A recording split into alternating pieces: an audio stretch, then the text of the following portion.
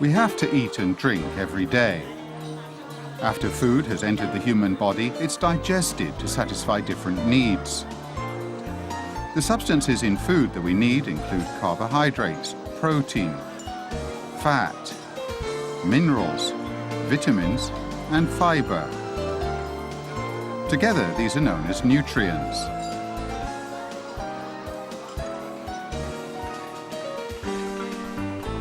In the food that we eat every day, there are also substances other than nutrients.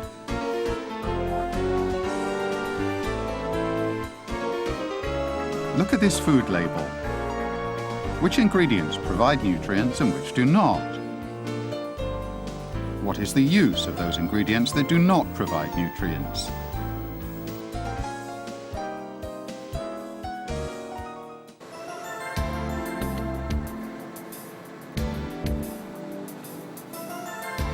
Much of the food that we take in every day has been processed beforehand. One of the processing methods is to add chemicals into food. These chemicals are collectively known as food additives.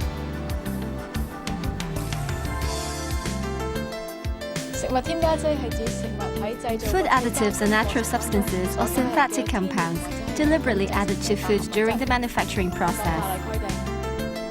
According to the laws of Hong Kong, food additives do not include vitamins and minerals used for enriching the nutritional content of food, nor do they include salt, herbs or spices used as seasoning. The major functions of additives are to extend the shelf life of food, enhance the smell and taste of food, improve the color and appearance of food. On the food label, usually the major ingredients are listed first. The other ingredients are listed in the order of their proportions. The least important ingredient will be placed at the end of the list. As food additives usually account for a small portion of the food content, they're usually included in the latter part of the food label.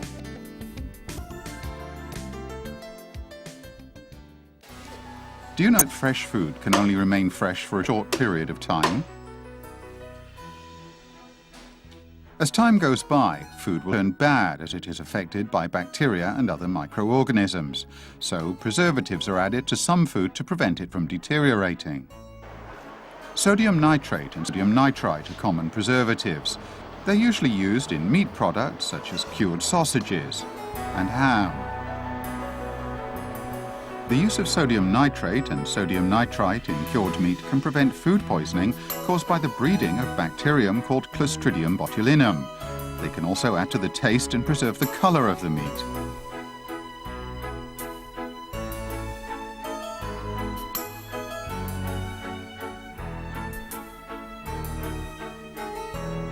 For most ordinary people, sulfur dioxide is just a kind of air pollutant. But has it ever occurred to you that sulfur dioxide can be used as a preservative? Sulfur dioxide can prevent the deterioration of liquor, fruit juice, and dried fruit. It can also prevent the oxidation of vitamin C and thus effectively preserve vitamin C in juice drinks. When dissolved, sulfur dioxide becomes sulfurous acid and sulfite. These can kill microorganisms and prevent the oxidation of food. Therefore, they're used as preservatives in sausages and hamburger fillings. It's widely known that food items with high fat or oil content can easily go rancid. This unpleasant taste actually indicates that the oil in the food has been oxidized. Therefore, a chemical known as an antioxidant is added to many types of food, such as potato chips and salad dressing, to prevent the deterioration of the oil in the food.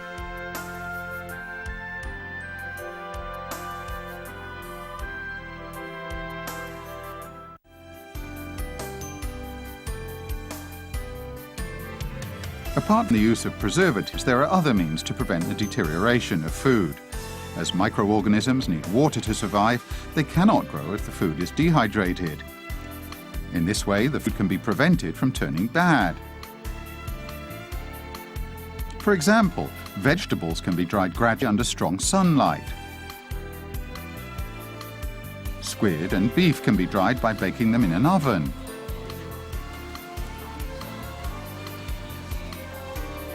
These dried foods can be stored for a longer period of time.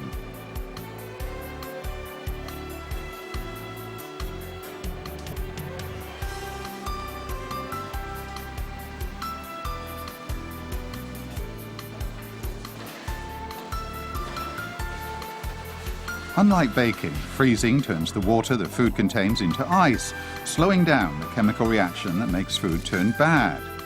At the same time, the low temperature stops the growth of bacteria that would affect the food.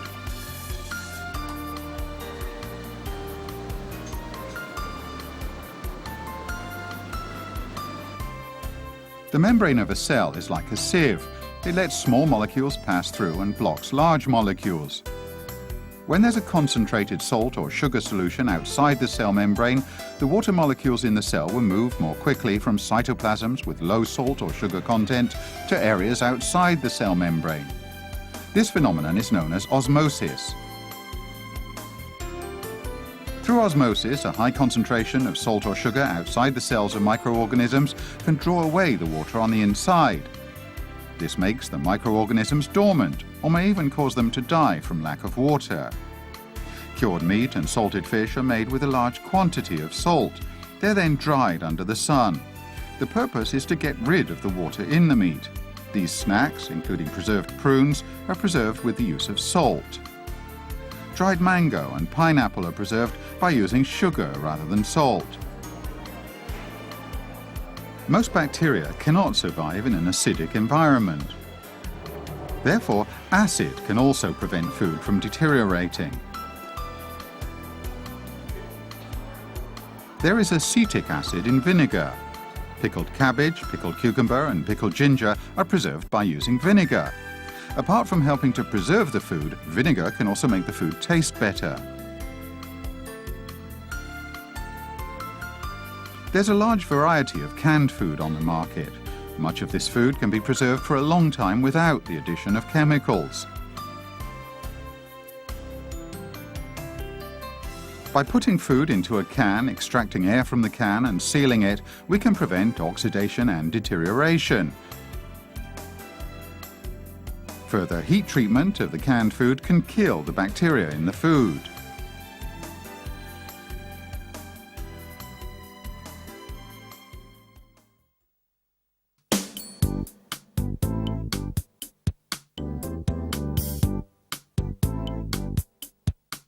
When choosing our food, we usually prefer items with natural or attractive colors. If the food is pale and dull in color, we won't be so keen to eat it.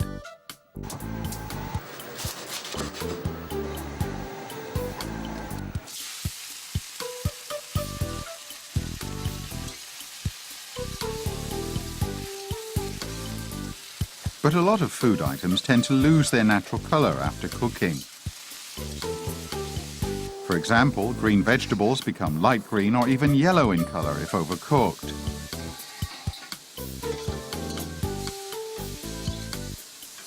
Furthermore, some food items do not have color or are not colorful enough to stimulate our appetite. So, during the manufacturing process, food colors are added as necessary.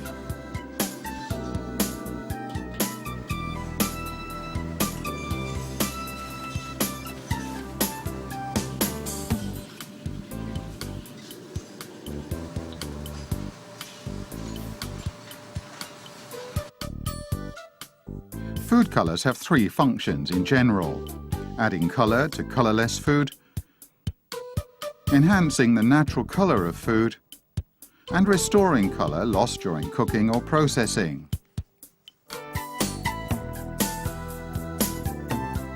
Look at these bottles of jam.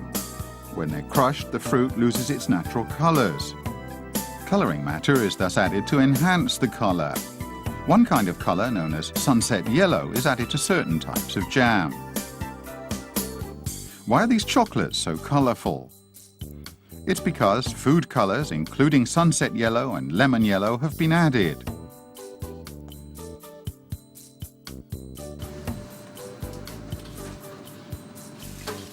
During the production of vegetable food, colors like raspberry, green powder, and orange-red powder are often used.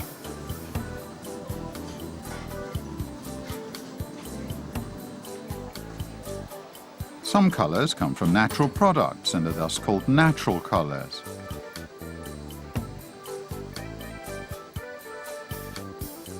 The juices of some edible fruits or vegetables, like grapes and red cabbage, are natural colors.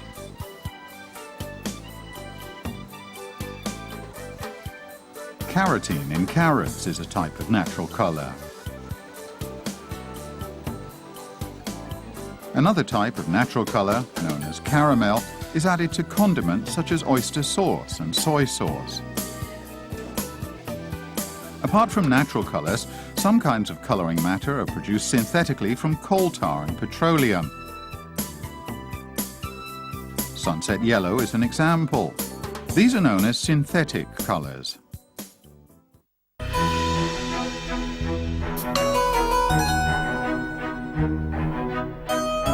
Food must be fresh, of good quality and attractive in color. And it's just as important that it tastes good too. Flavoring is usually added during food processing. The traditional Chinese food char siu, or roast pork, is seasoned with 5-spice powder and soy sauce. Let's see how roast pork is made.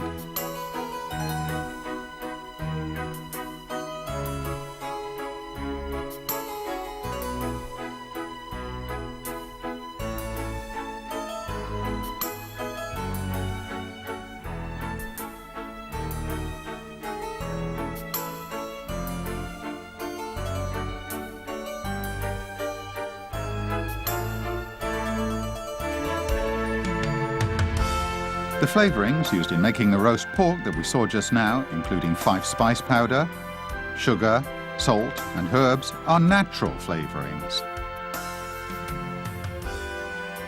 Apart from natural flavorings can also be produced synthetically from chemicals in the laboratory. For example, by circulating and heating butyric acid and methanol, in the presence of concentrated sulfuric acid, we will obtain methyl butyrate, which tastes like apple. By mixing butyric acid with ethanol, we'll get ethyl butyrate, which tastes like banana and pineapple. These are all known as synthetic flavorings. At present, we have over 3,000 types of flavorings. To manufacture these fruit candies, we have to use at least 50 types of flavorings. When we cook, we often use monosodium glutamate, or MSG. It's a type of flavoring agent. The taste of this flavoring agent itself isn't obvious, nor is it used to change the taste of food. Its main function is to stimulate the taste buds so that the tongue becomes more sensitive to the taste of food. Snacks like potato chips, ham, the seasoning powder for instant noodles, and chicken powder contain the flavoring agent monosodium glutamate. Furthermore, artificial sweeteners are now used in place of natural sugar in many types of food. This substance effectively reduces the calories in food. For example, a type of artificial sweetener known as aspartame is used in some soft drinks. Saccharine sodium is added to some types of dried cuttlefish.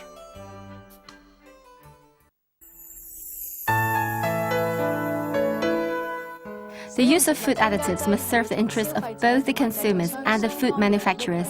Because they are so effective, additives are subject to abuse, jeopardizing the interests of consumers.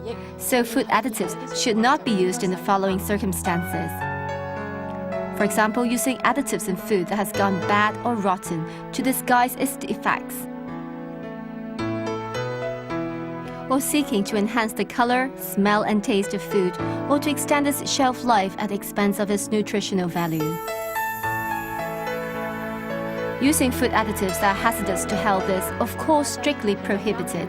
When considering the use of additives in their products, food business operators should ensure that additives they intend to use meet legal requirements in terms of category and quantity. For example, boric acid and salicylic acid are occasionally found as preservatives in food. Such applications are in fact prohibited by law, as these substances are detrimental to health.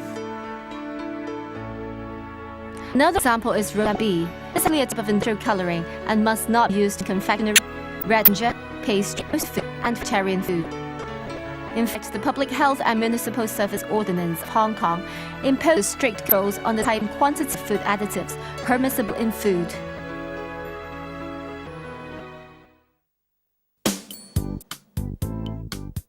Different types of fresh meat products are available in the supermarket. These food items have in fact been processed by food companies.